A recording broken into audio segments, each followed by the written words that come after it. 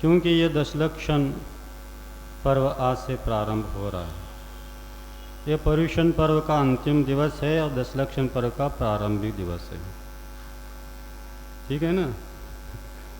पर्युषण पर्व जो है वह अपने जो जैन बंधु है उनका होता है और अपनों का दशलक्षण महापर्व होता है। अपने यहाँ कई ग्रंथों में इस पर्व को पर्युषण पर्व नहीं कहा, दशलक्षण पर्व के नाम से ही।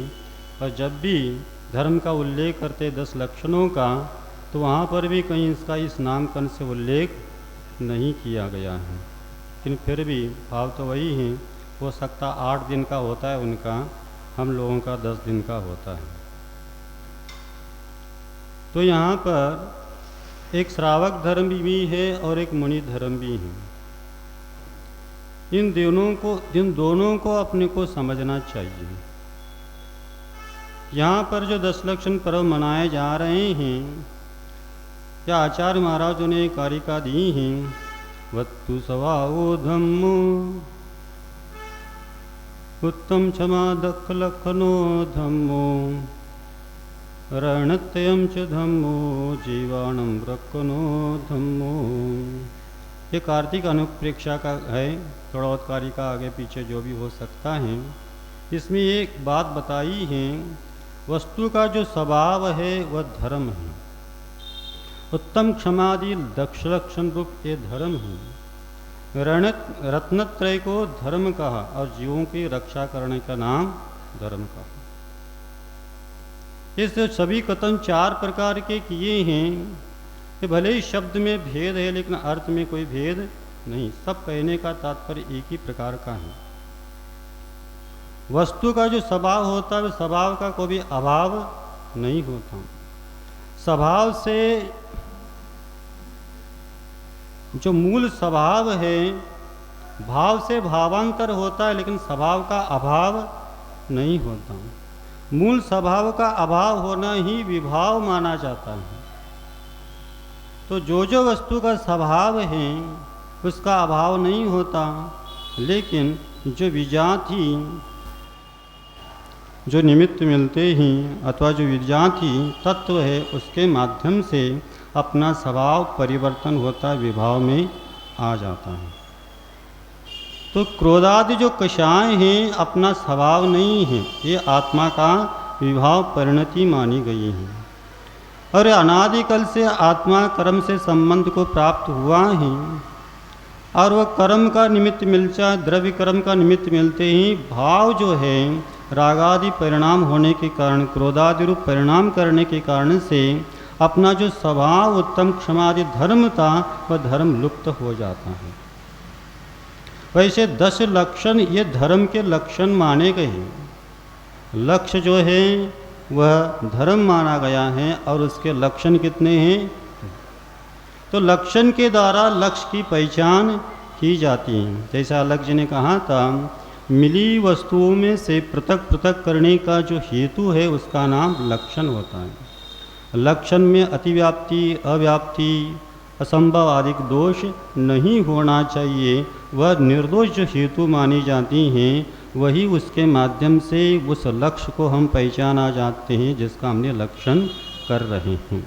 तो जहाँ जहाँ धर्म पाया जाता है, आत्मा का जो स्वभाव है, जहाँ जहाँ रत्नत्रय हैं वहाँ पर ये सभी 200 प्रकार के लक्षण पाया जाना चाहिए। ये प्रकट रूप से हम देख सकते हैं। रत्नत्रय कहाँ होता है, रत्नत्रय स्वरूप धर्म कहाँ होता है? धर्म एक ही प्रकार का है, तो इसके लक्षण 10 प्रकार से हम देख सकते हैं। तो जहाँ उत्तम क्षमा है, उत्तम मार्दव, उत्तम आर्जव है, शौच है, सत्य है, संयम है, तप है, त्याग है, अकिंचन है और ब्रह्मचर्य हैं, ये 10 प्रकार के लक्षण जो कहा जहाँ जहाँ पाया जा रहे हैं वहाँ पर रत्नत्रय धर्म पाया जाता है। और ये मुनियों के ही मुख्य रूप से पूर्ण रूप से ये लक्षण प्राप्त होते हैं। पृष्ठाकों में होते ही कि नहीं होते, उनमें भी होते। एक देश संयमा संयम में पुरुषार्थ सिद्धि उपाधि ग्रंथों में पाया, लेकिन पूर्ण रूप से उनको उत्तम क्षमादि प्रकट नहीं हो सकते। तो पूर्ण रूप से इन लक्षण को पालने करने वाले पंच महाव्रत को धारण करना पड़ता है। और पंच महाव्रती जो होते हैं अथवा अनुव्रती भी जो होते हैं, उनमें सबसे महत्वपूर्ण यदि कोई व्रत माना गया है तो वह अहिंसा व्रत माना गया। उसी अहिंसा व्रत की रक्षा के लिए अन्य व्रत कहे गए हैं। उसी अहिंसा व्रत को शुद्ध करने के लिए अन्य व्रत कहे गए।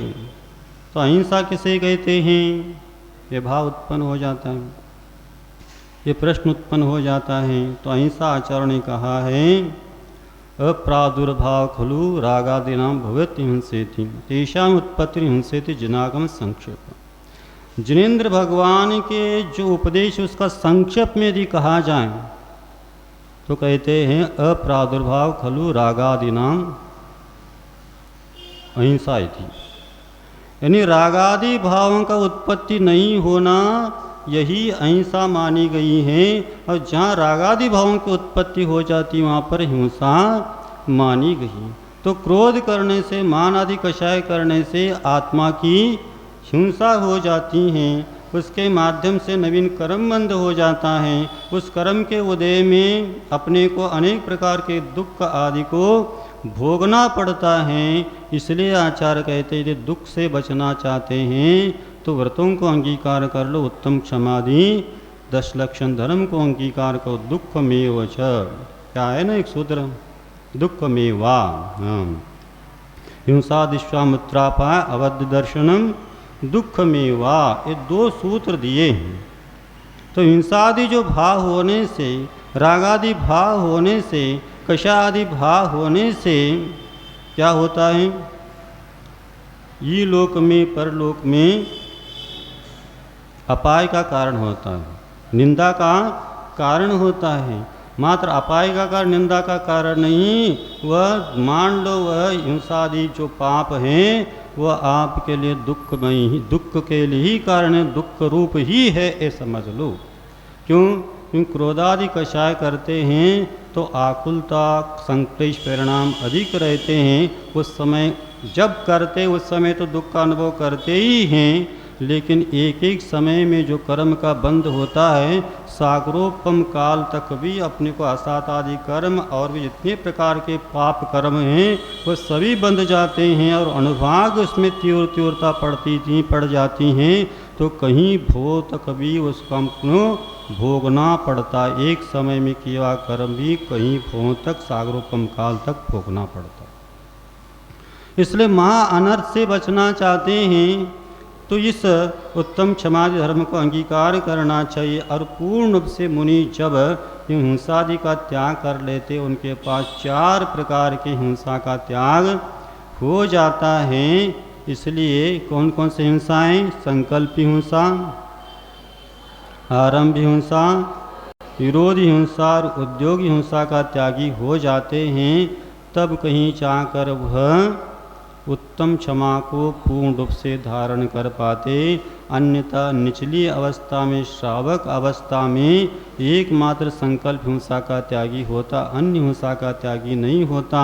और यदि वह श्रावक अवस्था में रहकर मुनि धर्म का यदि पालन करने लग जाए तो वह श्रावक भी नहीं रहेगा और मुनि भी नहीं रहेगा, दोनों तरफ से वह भ्रष्ट माना जाएगा। क्या बता रहे? श्रावक धर्म श्रावक अवस्था में रहते श्रावक धर्म का अंगीकार नहीं करता और वह मुनि धर्म का अंगीकार करने लग जाए, मुनिवत अपने को मान लिया, अपने कर्तव्य से यदि भ्रष्ट हो जाता है तो श्रावक पद से उच्युत माना जाता है। श्रावक पद से तो भ्रष्ट हो गया और श्रावक अवस्था में रहते हो मुनि नहीं हो सकता, तो मुनि पद से भी भ्रष्ट माना जाता है। इसलिए उभय भ्रष्ट जो होता है वह कदापि उनके लिए क्या नहीं है, हितकारी नहीं हो सकता है। इसलिए मुनि धर्म का पालन करे, श्रावक धर्म का पालन करे, अपनी अपनी मर्यादा देके, अपनी अपनी भूमिका देके, उस भूमिका के अनुसार ही आपको क्या करना नहीं करना, किस समय क्या नहीं करना, क्या करना चाहिए, ये आपके लिए विधेय और निषेध जो होता है उसी के अनुसार होता है। लेकिन उसको हम भेद करना होगा, नहीं तो आज अपना जैन धर्म का इतने महान तत्व आत्मा से परमात्मा तत्व को पाने वाले तत्व है, उसको हमने प्रस्तुति अन्य के सामने अच्छी ढंग से नहीं किया।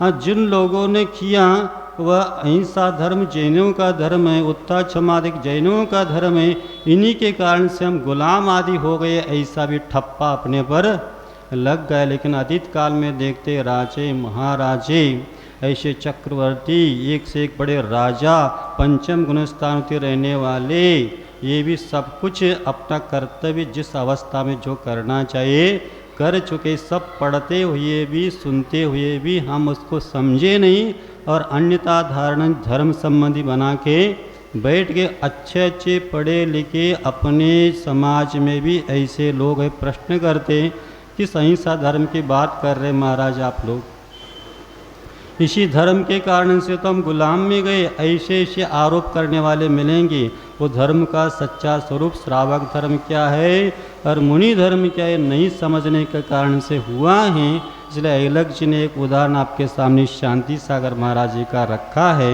वह बहुत सटीक आपके सामने रखा है। हाँ, तो आपको ये जानना चाहिए, ये जो 10 लक्षण धर्म कहा गया है ये वीरों का धर्म कहा गया, कायरों का नहीं। वीर क्षमा वीरस्य भूषणम भी कह दिया, और वीर ही क्षमा को धारण कर सकता है, कायर क्षमा को धारण नहीं कर सकता। जो क्रोध ही क्रोध कर सकता है वो भले कायर हो सकता है, लेकिन जो वीर होगा तो उसका क्रोध भी उत्कृष्ट हो सकता है, उसको क्षमा भी उत्कृष्ट हो सकता। जे धम्मेश्वरास्ते कम्मेश्वरा आचार्यों ने कहा, जो कर्म में शूर होते हैं वही धर्म में भी शूर होते हैं। वज्र सब नारद सनन के बिना बड़े बड़े उपसर्ग झेल नहीं सकते। मोहनी कर्म कठोर एक प्रकार से शत्रु माना जाता है। उस मोहनी कर्म रूपी कठोर अनादिकाल से जो अपने आत्मराज पर राज्य कर रहा है, उसके साथ लड़ने वाले कौन होंगे? वह क्षत्रिय होंगे। भले ही किसी भी वर्ण में जन्म क्यों नहीं लिया हो, यदि मुनि बन जाते तो वह क्षत्रिय वर्ण का हो जाते, इसे आचार्यों का वचन। और ऐसे क्षत्रिय जब मुनि बनते क्षत्रिय होते, जब वह रणांगन में यदि कूद जाते हैं तो अपने में भी उस समय अपनी धर्म की रक्षा के लिए, अपनी रक्षा के लिए, अपने देश की रक्षा के लिए वहाँ क्षत्रित्व का वह निभाते। क्योंकि श्रावक धर्म एक मर्यादा है, उतना तक ही क्षमा दान कर सकता है। इसलिए एक देश सभी उनके पंच पापों का त्याग है, पूर्ण रूप से नहीं है। तो उत्तम क्षमा भी एक देशीय आएगा। संकल्प पूर्वक जो हिंसा है वह नहीं करेगा, किसी को दुख रूप नहीं देगा, लेकिन स्वरक्षा के लिए, धर्म रक्षा के लिए यथा समय उसका वह प्रतिकार आदि करता है। उसमें वह वीरता, उसमें क्रोध तो आना स्वाभाविक है, उसके बिना कल्याण नहीं हो सकता है। हाँ, अपने आप के प्रति भी क्रोध आना चाहिए, तब कल्याण होता है। दूसरों के प्रति क्रोध नहीं करना। हाँ, प्रतिकार करते उसमें क्रोधी होना आवश्यक है, ऐसा भी नहीं है। अंतिम समय तक उस जीव के कल्याण के लिए भी प्रयास करते। जैसा उदाहरण के लिए राम भगवान रावण के साथ युद्ध के चाहे सम्यक दृष्टि है कि नहीं? रावण के साथ लड़ रहा था, चाहे सम्यक दृष्टि है। अंतिम समय तक प्रयास था, आप जो अनुचित कदम उठाए वो छोड़ दो तो हम वापस लेंगे। लेकिन अंतिम समय तक समझाने के परंतु छोड़ नहीं पाया, तो अंतिम कदम उनको उठाना पड़ा। तो ये क्रम जो है, साम है, दाम है, दंड है, भेद नीति आदि जो है, ये आचार्यों ने एक प्रकार से अपने अपने स्थान के अनुसार उसको अपनाने के लिए कहा गया है। लेकिन जब मुनि बन जाते, सब कुछ त्याग कर लेते, सर्वस्व त्याग कर लेते हैं, अब किसी प्रकार के उनके कर्म के उदय में आने वाला आपत्ति का प्रतिकार नहीं करना उन्हीं का वह धर्म है। श्रावक अवस्था में यथायोग प्रतिकार करेगा, उचित ही परिक्रा करेगा, अनुचित नहीं करेगा उसी का वह धर्म माना गया। और जब मुनि बन जाता है तो किसी प्रकार से भी वह कर नहीं सकता, अपने पर आपत्ति आ जाए, धर्म पर आपत्ति आ जाए, अथवा किसी पर भी जीव पर आपत्ति आ जाए, अपना व्रत जो अहिंसा उसको किसी प्रकार के धक्का न लगे, किसी प्रकार का राग नहीं, किसी प्रकार का द्वेष नहीं, किसी प्रकार का क्रोध मान माया आदि जो संयम के घातक है वह नहीं करेगा। यदि करना पड़े तो भी अपना पद त्याग कर नीचे आना पड़ेगा, फिर प्रतिकार कर सकता, अन्यथा उसी पद पर नहीं कर सकता, क्योंकि आपने संकल्प किया है तो इस पद पर रहते हुए कार्य करना उचित नहीं है, ताकि आपका महान पाप बंद होगा। लेकिन उस पद को छोड़कर नीचा करता है तो वह पाप कम है और पुण्य अधिक है। जैसे विष्णु कुमार मुनि महाराज जी ने अकंपनादि आचार 700 में संकट आ गया तो मुनि पद आ पर रहकर हम इसका निवारण नहीं कर सकते, नीचे आकर अपने पास जो शक्ति था विक्रिया माध्यम से उस शक्ति का प्रयोग किया, उसके बल सर्व दुष्ट का निग्रह करना, शिष्ट का संग्रह करना ये क्षत्रिय का एक श्रावक का कर्तव्य होता। श्रावक पद आकर ही किया, अपने मुनि अवस्था में नहीं किया। इसलिए आज के समय में अपने को सोचना चाहिए, यहाँ पर सबसे बड़ा उदार उत्तम क्षमा का यदि कोई है तो आपके मूल नायक भगवान पार्श्वनाथ स्वामी हैं, है क्या नहीं है? क्या किया था पार्श्वनाथ स्वामी भगवान ने? कितने बहुत क्षमा धारण किया था? थोड़ा बहुत प्रसंग उनको हम ले लें। आचार्य महाराज कहते 15 मिनट हो गया, 15-20 मिनट आपका हो गया, एक और 10-15 मिनट है, आकुलता न करे। नहीं है ना? नहीं है, ठीक है, शांति से सुने।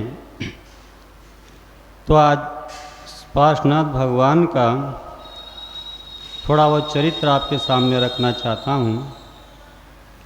10 भाव तक, 9-10 भाव जितने भी हो सकते हैं उन्हें सहन करते गए। लेकिन परिस्थिति कैसी थी ये भी जान लो। संयुक्त कुटुंब परिवार था, 2 भाई थे, उनके जो पिताजी थे वो मंत्री पद पर थे, उनका अवसान हो गया। अवसान होते ही राजा को मंत्री पद उसी परिवार को देना था। 2 सुपुत्र है, उसमें से जो योग्य थे उनको मंत्री पद पर नियुक्त किया। जो योग्य थे उन्हें मंत्री पद नियुक्त करते ही जो अयोग्य समझे गए थे उनके तो उनके प्रति अच्छे भाव नहीं थे, और पहले से ही उनके भाव दुर्जन के ही भाव थे, स्वभाव ही उनका था। एक ही माता के 2 पुत्र होकर भी अलग अलग प्रकार के हो सकते होते हैं। ये किसका प्रभाव है? पूर्व के जीवन के संस्कार के प्रभाव है, पूर्व के कर्म का भी प्रभाव रहता है। जैसा बताते हैं, जो हिंसक पशु होते, हिंस्र पशु होते, क्रूर पशु माने जाते शेर आदि, उनके जन्म से ही उनका ऐसा स्वभाव रहता है, और वह स्वभाव जो बन जाता है पूर्व के किए हुए कर्म के फलस्वरूप ही ऐसे स्थान पर उनका जन्म होता है। जैसे बताया गया है, जो सप्तम नरक जाते हैं, मान से महान पाप करते हैं, क्रोधादि कषाय करते हैं, तभी जाकर वह सप्तम नरक के आयु बंद करते हुए चले जाते हैं। यहाँ पर सप्तम नरक का आयु बनने वाला मात्र क्रोध से बनता है ऐसा नहीं, मान से भी बन सकता है, माया से भी बन सकता है, और लोभ से भी बंध सकता है। जैसा शुभम चक्रवर्ती आदि क्रोध नहीं किया था, क्या किया था? लोभ किया था। ये किस पर किया था? एक आम पर किया था। अमृत फल जो बहुत मीठा था वो खाने के लोभ में आ गया, उसके फलस्वरूप धर्म के प्रति अनास्था उत्पन्न हो गई, नमोकार मंत्र का भी अभिनय कर दिया। यानी लोभी से लोभी व्यक्ति वह पाप को भी पाप नहीं समझता, धर्म पर भी धर्म से श्रेष्ठ उस वस्तु को दे सकता। ऐसा यदि वस्तु प्राप्त नहीं होते तो माया कर सकता है, मिल जाते तो मान कर सकता है, नहीं मिला तो क्रोध आ सकता है। तो लोभ पाप का बाप बखानो। यदि आप पर वस्तु पर लोभ नहीं है, शरीर में किसी प्रकार का ममत्व नहीं है, तो कोई भी कषाय आपका आ नहीं सकता। या तो शरीर के प्रति ममत्व है, या तो पर वस्तु प्रति ममत्व है, लोभ है, उसी वस्तु के पीछे आपको लोभ के कारण से ही क्रोध आदि कषाय होते हैं, क्षमादि भाव नहीं आ सकते हैं।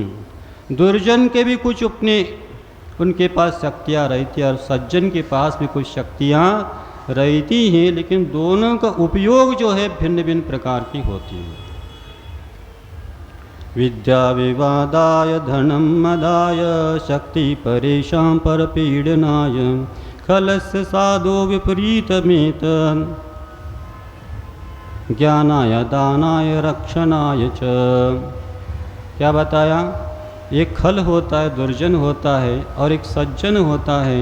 उनके पास विद्या आती है, ज्ञान आता है, तो विवाद के लिए उपयोग कर लेता है, या तो ख्याति पूजा लाभ आदि के लिए उपयोग करता, आत्म कल्याण के लिए पर कल्याण के लिए नहीं कर सकता है। धनम मदाय, धन आता है तो मद कर देता है, अहंकार कर लेता है, दूसरों को तुच्छ समझता है, कुछ भी नहीं समझता, और जो विनय करना चाहिए उनके विनय भी नहीं कर सकता है, और जिनको योग्यता पर दान आदि देना चाहिए वह नहीं करता। कौन? दुर्जन। और शक्ति परिपीडनाय,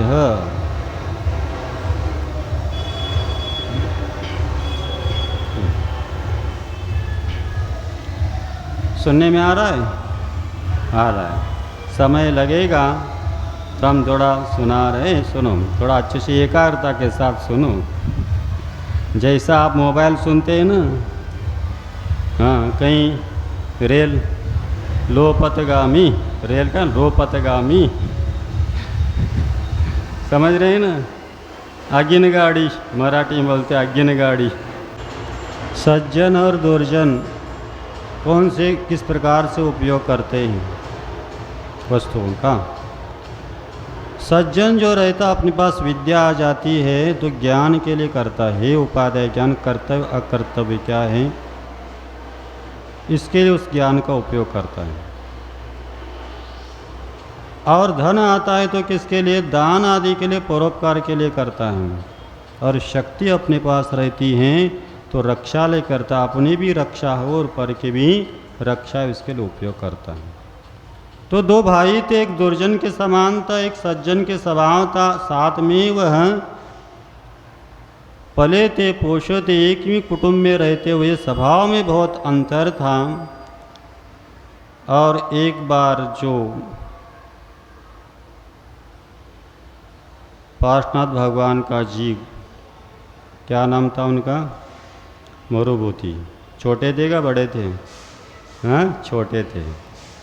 छोटे जो भैया थे वह युद्ध आदि के लिए, राजकाज के लिए गए थे। और उस समय घर में जो रहने वाला कमट का जो जीव था वह दुर्जन तो था ही, तो उन्हें कुछ गलत कर दिया। फिर जब राजा को पता चल जाता है और आने से पहले ही राजा उसका निर्णय कर लेता है, तो ये उन्होंने गलत किया।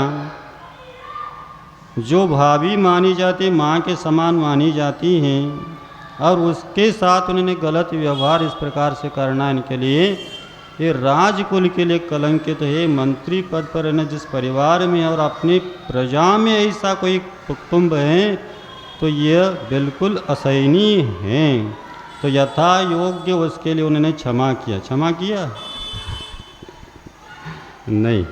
राजा का कर्तव्य होता दुष्ट का निग्रह करना, शिष्ट का संग्रह करना। एक बार की बात है, जब शांति सागर महाराज जी को आरामी पूरे संग सामायिक में बैठा था और शांति सागर महाराज जी को पहले ही कुछ आभास हो चुकी थी कि सभी आज लोग ठंड के दिन है बाहर सामायिक करते थे, अंदर कर लो, पूरा संघ को सावधान किया था। और पूरा संघ अंदर बैठा। उसी समय जो अन्य जिन मुनियों से द्वेष करने वाले लोग थे वह आ गए, तलवार आदि लेके आ गए। और उस समय श्रावक को पता चलते श्रावक भी अपने अपने जो भी साधन थे आ गए, लेकिन इतनी लड़ाई घड़ाई हो गई, किसी का हाथ पैर काटे, किसी के हाथ काटे, लवलुहान हो गए। लेकिन महाराज लोग अंदर बैठे थे, सब सुरक्षित हो गए, क्योंकि श्रावक लोगों ने उसके यथावत प्रतिकार किया था। यदि सब लोग देखते बैठ जाते तो सब महाराजों को, तो श्रावक लोगों ने अपनी शक्ति के साथ उनके साथ जो करना था सब कुछ कर लिया। फिर पुलिस आ गई, सब कुछ महाराज जी के पास आ गए। फिर कहने लगे महाराज जी को, महाराज जी आप लोगों के साथ ऐसा दुर्भावना कि इनके लिए क्या सज़ा दे दे। तो महाराज ने क्या कह दिया, उनको छोड़ दो। यहाँ क्या किया था, चंद्रसार जी को शांत बैठ जाओ, महाराज जी ने आगे का नहीं कहा था। उस समय पूरे पूरे गांव में जुलूस निकाला गया था, और एक पाटिल घराने की एक शराबी का थी, घोड़े में बैठकर पुस्तुल लेकर पूरे उन्हें गांव में घूमी थी। तब विधर्मी जो सोच रहे थे इन पर आपत्ति डाल, पूरा मुनि संग पूरा गांव में घूमा, लेकिन कोई रोकने की हिम्मत नहीं किया। कपड़े लगाने तो दूर की बात है। तो महाराज जी, वही महाराज जी वहाँ पर भूमिका क्या लिया, इस श्रावकों का कार्य है, हमें चुप रहना चाहिए। वो जो कर रहे जो उचित समझकर कर ले, लेकिन अपना कर्तव्य क्या, हमें कोई पूछे उनकी क्या सजा दे दे। क्या कहा महाराज ने, कह दिया उनको छोड़ दो, क्षमा कर दो। ये देखो, अपने पर आपत्ति आ गया, वो जो भी हो गया हो गया। अब होने के बाद अपने को कोई नहीं कर, होने के पूर्व में अपने अपने कर्तव्य अपने स्थान पर श्रावक श्रावक का करेगा, साधु मध्यस्थ रहेगा, कुछ नहीं कहेगा। लेकिन जब हो गया उसके बाद क्या कर सकते हैं, लड़ भिड़ना तो हो गया, सब मिट गया। मिटने के बाद उनको आप कुछ करना ये नहीं, क्षमा करने का भाव है। क्षमा कर लिया उन्होंने, लेकिन पुलिस ने क्षमा नहीं किया। ऐसे छोड़ेंगे तो आपका धर्म क्षमा धर्म है, तो अपना दुष्ट का निग्रह करना, शिष्ट का संग्रह करना अपना करते, अपना क्षत्रिय अपना धर्म हम नहीं छोड़ सकते। आप अपना धर्म नहीं छोड़ सकते, नहीं छोड़े, हम अपना धर्म नहीं छोड़ सकते। यथायोग जो करना था उन्होंने कर लिया। तो ऐसा ही यहाँ पर राजा जो था मरुभूति के भैया को ही उन्होंने क्या कर दिया, राजा ने गधे पर बिठाकर उसका मुंडन करवा कर यथायोग्य सम्मान के साथ उसको नगर बाहर करवा दिया, बजा बजाते हुए, और गोरा देश से बाहर निकाल दिया। ऐसे ऐसे राजा भी हुए हैं। अपना सगे बेटा ने यदि अपराध कर लिया, अष्टानी का महापर्व में जिन्होंने जी हिंसा की, तो उसको क्या कर दो, पोती में बंद करके समुद्र में फेंक के आ जाओ। ऐसे सगे बेटा, क्योंकि हम अपने मोह के कारण यदि अपने लोगों को बचाएंगे तो राज्य में सब अन्याय नीति फैल जाएगी, प्रजा क्या कहेगी। तो अपवाद के लिए जब राजा राम भगवान अपनी सीता को एकांत में छोड़ सकता, इतना कठोर हो जाता, उनको मालूम था ये निरपराध है, फिर भी मैं राजा हूँ, मेरा कर्तव्य है, मेरा अपवाद होगा तो कोई राजा राज की स्वीकार नहीं करेगा। तो उन्होंने ये नहीं कहा उनको क्षमा कर दो सबके सामने, ऐसा नहीं कहा, और उनको क्षमा नहीं किया। उनको मालूम था निर्दोष है, फिर भी अपना कर्तव्य तो पद पर बिठाया, उसका धर्म ही यही है, तो वहाँ पर वह करेगा, और ऐसा कर दिया। इस कारण से हम राम को मर्यादा पुरुषोत्तम नाम से हम पूजते हैं। वही आगे जाकर महान उत्तम क्षमा को पूर्ण रूप से अंगीकार करके मोक्ष चले गए हैं।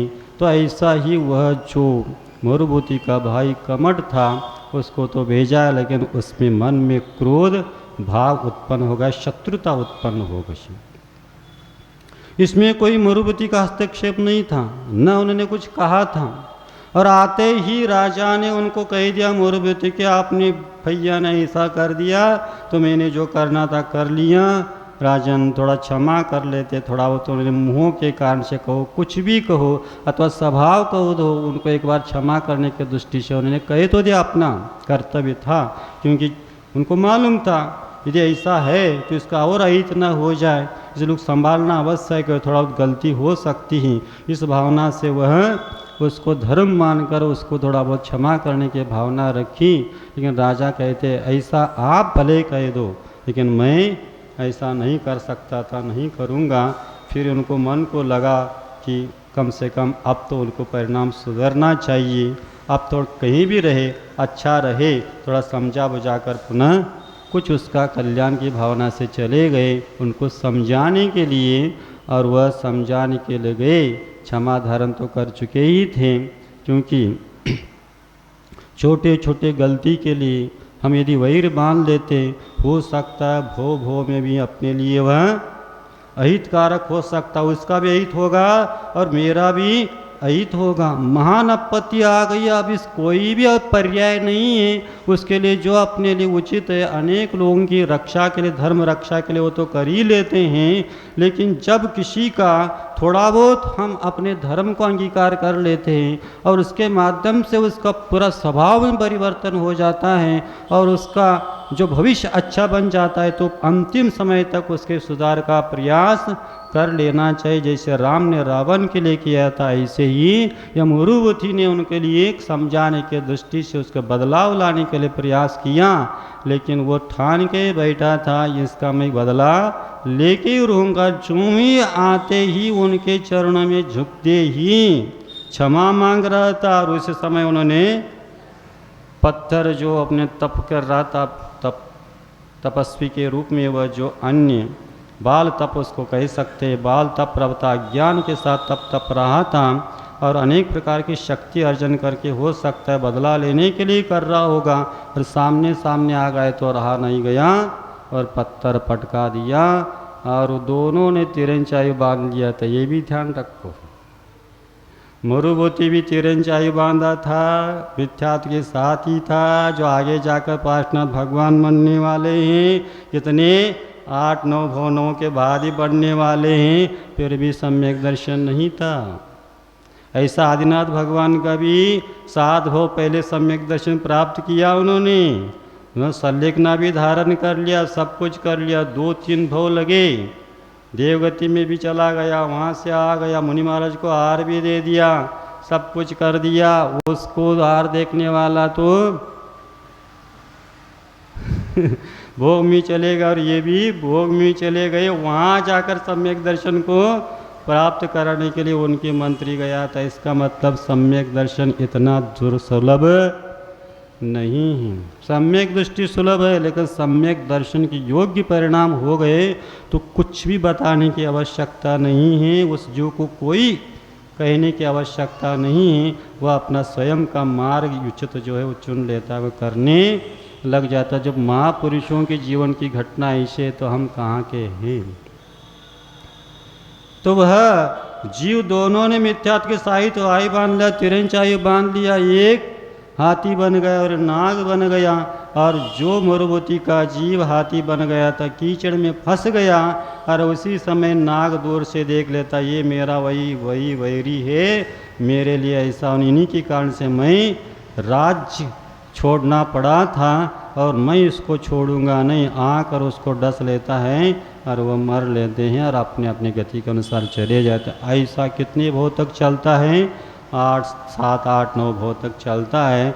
और जब पार्श्वनाथ भगवान पार्श्वनाथ अवस्था में जन्म ले लेते हैं, अंतिम भव तद्भव मोक्षगामी हैं, उस समय ये देव हो गया था और देव गति से जब वह ध्यान में बैठ जाते पार्श्वनाथ भगवान, उस अवस्था में वो उपसर्ग करने के लिए चाह रहा था, कहीं देख लिया, देखते ही जाति स्मरण हो गया, अवधि ज्ञान लगा दिया और उनका बदला लेने के लिए पुनः उपसर्ग शुरू कर दिया। तो प्रत्येक भाव में वो उपसर्ग करता रहा और एक तरफी यहाँ पर वैरभाव चल रहा था, एक और क्षमा चल रहे थे, लेकिन ऐसा कोई निमित्त नहीं मिला है कि अब प्रतिकार आदि करने का, क्योंकि जिस अवस्था में थे प्रतिकार की प्रश्न नहीं उत्पन्न हो सकता। ऐसी अवस्था है, आप पूरा चरित्र पढ़ लो तो ध्यान में आ जाएगा कि क्या होता है, किस समय क्या करना चाहिए, नहीं करना चाहिए, और होने के बाद क्या भावना होती, होने के पूर्व में कहाँ तक अपने लिए अपनी मर्यादा के अनुसार हम कर सकते हैं। तो वह दोनों अवस्था में पूर्व भव में ऐसा ही सहन करते गए और अंतिम भव में जब वह उनका नाम कुछ अलग है देव का, हाँ संवर जाति के नहीं, हाँ संवर नाम के ज्योतिष देव जो भी है, और वह कमट का जीवी माना जाता है। कमट ही मानते हैं उन जो भी कहते कमट ने उपसर्ग कर लिया, कमट ने नहीं किया, कमट ने तो पहले भव में किया था, बाद में तो ये देव ने किया था, नाम संवर कुछ अलग था और वह देव ने उपसर्ग करना प्रारंभ कर दिया। तो उपसर्ग प्रारंभ कर दिया तो मुनियों का धर्म उत्तम क्षमादि धर्म उसको तो वह छोड़ नहीं सकते, और उत्तम क्षमादि भाव तभी बन सकते हैं जब समता भाव हो। समसत्व बंध भगो समसो दुखोपसंस निंद समो समलोट कंचनो पुनो जीवित मरणे समो समनो। कुंद आचार्य महाराज कहते हैं समन वह कहलाता है जो समता को धारण करने वाला है। किस किस में समता धारण करना? समान भाव रखना के मतलब समता होती है, न उनके प्रति राग होता है न उनके प्रति द्वेष होता है। जो इष्ट वस्तु के प्रति राग नहीं, अनिष्ट वस्तु के प्रति द्वेष नहीं है, और न हर्ष होता है न विषाद। अच्छा हो गया तो हर्ष भी नहीं होता, दुख के समय विषाद भी नहीं है तो सुख के समय हर्ष भी नहीं होता। ऐसे मध्यस्थ भाव रखने वाले ऐसे श्रमण होते, समताधारी होते हैं। इसलिए कहते समसत्व बंधु बग्गु, बंधु वर्ग और शत्रु वर्ग में समानता रखना।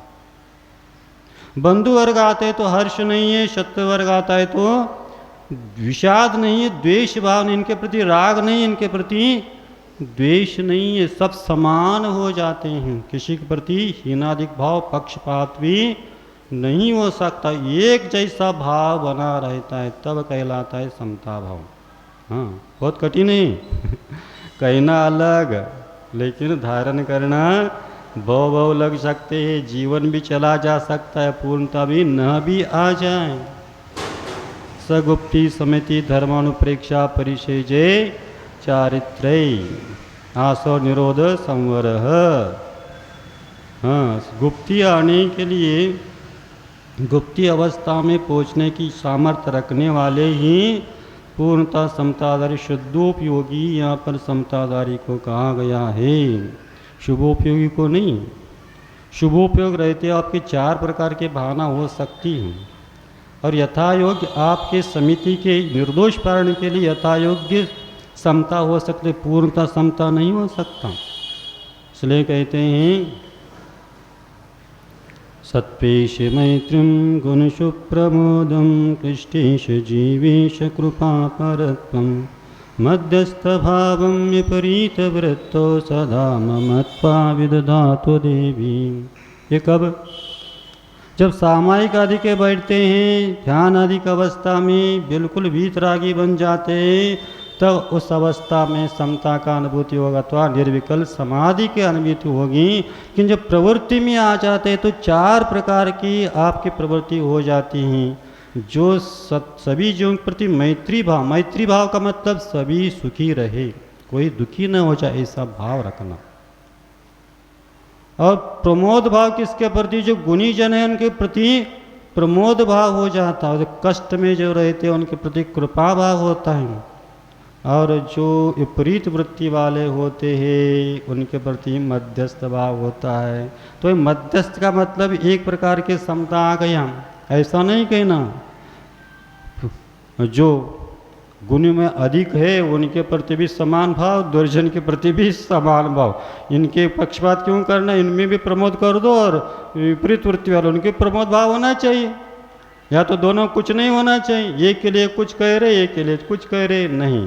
प्रवृत्ति अवस्था में आप पूर्ण समता धारण नहीं कर सकते। जो ध्यान अवस्था में बैठे हैं, निवृत्ति अवस्था में, तभी यह आपके लिए संभव है। अन्यथा हम प्रवृत्ति जो करते इच्छा पूर्वक ही करते, इष्ट मान कर ही करते हैं। पाप से बचना चाहते, इसका मतलब पाप से एक प्रकार से अपने को क्या है, घृणा है। घृणा है क्या नहीं? जिससे दूर होना चाहते उसके प्रति घृणा, जिसको पाना चाहते उसके प्रति राग। तो कचंचित गुण भी यहाँ पर राग के रूप में लगने लग जाते हैं, लेकिन गुण गुणी होते हैं, द्वेष यानी दोष दोषी हो जाता है। लेकिन यहाँ पर अपने को लिखा पक्षपात, किसी गुणों के प्रति पक्षपात व्यवहार में भी संभव है, ऐसा एकांत अपने को नहीं लेना चाहिए। वह जो महाराज थे वह ध्यान अवस्था में बैठे थे और उस अवस्था में शुद्धोपयोग आदि के सम्मुख थे, वीतराग अवस्था थी। वो तो शत्रु के प्रति मित्र के प्रति समता भाव वही वो चिंतन कर रहे थे। समसत्व बंधव को समसु दुख को प्रशंस निंद, सुख में और दुख में दोनों प्रकार के अपने को समता। ये सुख भी एक चला जाएगा, ये दुख भी चला जाने वाला। साता के उदय में सुख रूप अनुभूति होती हैं और असाता के उदय में ऐसे संकट आदि दुख की अनुभूति होती हैं। लेकिन ये मेरा स्वभाव नहीं है, उस रूप में वो परिवर्तन नहीं। तो वो जान रहे हैं ये सुख रूप है, दुख रूप है, उपसर्ग है, ये परिचय जानते हुए उसमें किसी प्रकार का हर्ष विषाद नहीं होना, ये समता भाव मानी जाती। और जिस अवस्था में ध्यान में एकाग्रता आ जाती है, निर्विकल्प समाधि माने, उसमें आप सुख दुख का भी भान नहीं रहता, न शरीर का भान रहता, मैं कहाँ बैठा हूँ, क्या कर रहा हूँ, कुछ भी, सर्व मात्र आत्मा का संवेदना करते हैं। ऐसी अवस्था वह शुद्धोपयोग अवस्था मानी जाती। जब छपक शनि चढ़ जाते शुद्धोपयोग के साथ चढ़ते, समता भाव के कारण, स्थान भाव के कारण समसुत्व तो समसूर लोट और कंचन यानी पत्थर के टुकड़े में और सोने के टुकड़े में कोई भेद नहीं। मान लो रास्ते से जा रहे और मुनि को कोई सोना दिखा, कोई पैसा दिखा, कोई फर्क नहीं पड़ता। लेकिन श्राव को दिखा तो मन में तो हलचली आ जाती, वो समता नहीं रख सकता। हाँ, तो मुनि को कुछ नहीं लगेगा, क्योंकि उसके प्रति किसी प्रकार का उनको राग नहीं, त्याग तो है ही उसकी। तो ऐसा अच्छा मूल्यवान हो तो मूल्यहीन उनके प्रति भी किसी प्रकार का उनमें राग द्वेष नहीं होता। उस श्रमण माने, समताधारी माने, उस समता के कारण से उनको उत्तम क्षमा प्राप्त हो गई। तभी तो शत्रु को शत्रु नहीं माना और बंधु को प्रति मोह भाव नहीं था, इसलिए बंधु उनको पहले से छोड़ चुके थे। ग्रह गृहस्थी के जितने भी संबंध थे और भव भव से लगाव था, वही भाव बांधा था और वो जान रहे थे ये वही जीव है, कमठ है, मेरा भाई है, और वह सब जानते, उपसर्ग को जानते, उसके प्रति किसी प्रकार का द्वेष भाव नहीं लिया। तभी तो वह राग देश से उठने कारण से श्रेणी चढ़ गए और केवल ज्ञान को प्राप्त कर लिया। इसका मतलब वो ये सोच रहे थे ये कमठ के कारण से ही मुझे जल्दी केवल ज्ञान की प्राप्ति हो गई है। और क्या, जो समूह निजरा कर उपसर्ग आदि के समय विशेष रूप से आपकी निजरा हो, क्योंकि समता भाव है कि नहीं, परीक्षा कैसी होगी, परीक्षा लेने के लिए आया था। ऐसा सकारात्मक विचार चल रहे थे और ऐसे सकारात्मक विचार करने वाला ही इससे बच सकता, अपना लाभ ही। यानी क्रोध करने से क्या अपने लिए दोष है और क्रोध नहीं करने से क्या गुण है। गुण दोष को उचार कर लेते हैं तो आप दोषों को अपनाएंगे नहीं, गुण को ही अपनाए। तो उत्तम क्षमा धारण करने में मेरे लिए गुण है। क्रोध करेंगे तो क्या होगा, शरीर में संताप पहले उत्पन्न होगा, आत्मा में संताप उत्पन्न होगा, संताप उत्पन्न दुख का अनुभव करना, नवीन कर्म का बंध होगा, मेरा रत्नत्रय जल जाएगा, शरीर भी जल जाएगा, आत्मा भी जल जाएगा, आत्मा का धर्म भी जल जाएगा। इस लोक में भी दुखी होऊंगा और परलोक में भी दुखी होऊंगा। इसलिए मोक्ष लक्ष्मी को देने वाली मेरी सखी यदि कोई है तो उत्तम क्षमा है, और जो अनंत सुख को देने वाली यदि कल्पलता यदि कोई है तो उत्तम क्षमा है। ऐसा वो चिंतन करते गए, उसके फल स्वरूप को उनको क्या हो गया, केवल ज्ञान की प्राप्ति हो गई। इसलिए अपने को केवल ज्ञान जब प्राप्त होगा, लेकिन अभी तो उत्तम क्षमादि 10 लक्षण धर्म को अपने जीवन में हम यथाशक्ति अपना सकते। यदि पूर्ण रूप से अपना लेते हो आप तो आपको क्या करना होगा, गुनाह छोड़ना होगा और गुणवान बनना होगा। गुनाह में रहते हैं ना, कितने गुण हैं आपके पास, उत्तम क्षमा गुण है, उत्तम मार्दव है। तो इन गुणों को पाना हो, रत्नत्रय गुण को पाना हो तो क्या करना होगा, गुनाह छोड़ना होता, तब आप गुणवान बन जाएंगे। और गुणवान बनते ही आपको अनंत गुणों की प्राप्ति हो जाएगी, शाश्वत सुख को प्राप्त हो जाएगा और आप मोक्ष को पा लेंगे।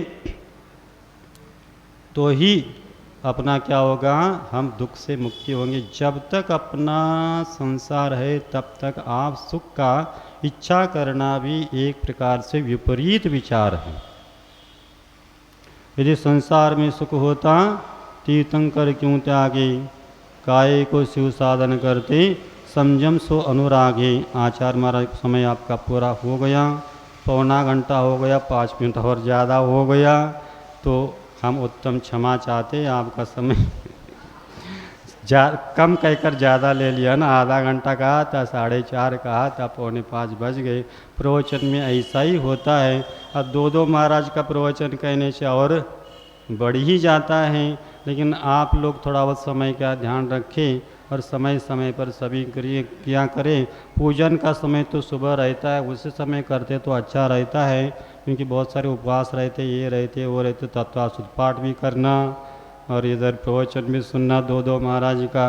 और एक महाराज कह रहे थे 3-3 का करो, 3-3 का क्या हो तो क्या होगा इसलिए एक ही करे या तो 2 ही करे, अच्छे उनको सुन सके आप लोग। और सबको सुनकर अंत में आपको क्या करना है, फलितांश सब सुन लिया, सब कर लिया और आगे बढ़ने के बाद कुछ अपने जीवन में परिवर्तन नहीं आया तो कुछ भी अर्थ नहीं है।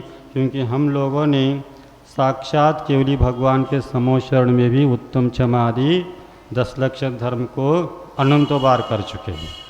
अब अपना सानिध्य मिला तो क्या विशेष नहीं है। लेकिन वह हम यदि उपादान शक्ति है, उपादान समर्थ हैं, तो छोटा मिनट भी परिवर्तन के लिए कारण बन सकता। समोशरण में सभी असंख्यात जीव जाते, अभव भी जाते, असंख्यात अभव है वहाँ पर, उनको कदापि गंध तक नहीं आते उत्तम क्षमा आदि का। लेकिन थोड़ा वो अपने जीवन में परिवर्तन करके 9 ग्रह तक जा सकते, इतना तो कर सकते, इतना कम नहीं है। हाँ, जो कुछ भी नहीं कर सकते थे, नरक आदि दुख भोगने के अपेक्षा से इस फल स्वरूप 9 ग्रह द्रव्य से भी यदि उत्तम क्षमा आदि अंगीकार करते, सम्यक दर्शन नहीं भी, उसका फल 9 ग्रह के श्रावक अवस्था में रहकर, पंचम गुणस्था में रहकर, छायक सम्यक दृष्टि भी क्यों न हो, यदि वह अपना संयमा संयम पालन करता तो 9 ग्रह नहीं जा सकता। लेकिन एक द्रव्यलिंगी मुनि अभय होकर भी, मिथ्या दृष्टि होकर भी उत्तम क्षमा आदि अनंतादि क्या मंदोदय में, भले उत्तम क्षमा नहीं कहेंगे क्योंकि वो भावलिंगी मुनि के, फिर भी इसका इतना क्षमा दान करते हैं, उनको यदि घानी में भी पेल दिया, जला भी दिया, तो भी टस से मस नहीं होते। ऐसा वह शुक्ल लेशा को धारण करके भी अनंत मंदोदय में क्षमा धारण करने वाले भी 9 ग्रह जाते। इसलिए वरम मतम पदम दैवम नावतर्वत नारकम छाया तपस्तयोर भेद प्रतिपादयत। व्रत धारण करके हम स्वर्ग आदि जाना अच्छा है, अव्रति बनकर नरक आदि जाना अच्छा नहीं है। इसलिए सब अपने अपने यथायोग एक देश कम से कम आप उत्तम क्षमा धारण करें, तो अभी पंचम गुण स्थान होगा तो आपको स्वर्ग ही जाएंगे, अन्य गति में नहीं जाएंगे। अन्यथा अविरति रहेंगे तो चारों गति में जा सकते हैं, कोई भरोसा नहीं है। इसलिए हम यही चाहते हैं सबको उत्तम क्षमा धर्म प्राप्त हो जाए और भगवान पार्श्वनाथ भगवान साक्षात जहाँ विराजमान हैं, स्थापना निक्षेप से नहीं, साक्षात भाव पार्श्वनाथ भगवान जहाँ विराजमान हैं, उनके नगर में, उनके निलय में और उनके परिवार के हम भी अनंत काल के लिए परिवार के सदस्य हो जाए। इन्हीं भावना के साथ अहिंसा परमो धर्म की जय।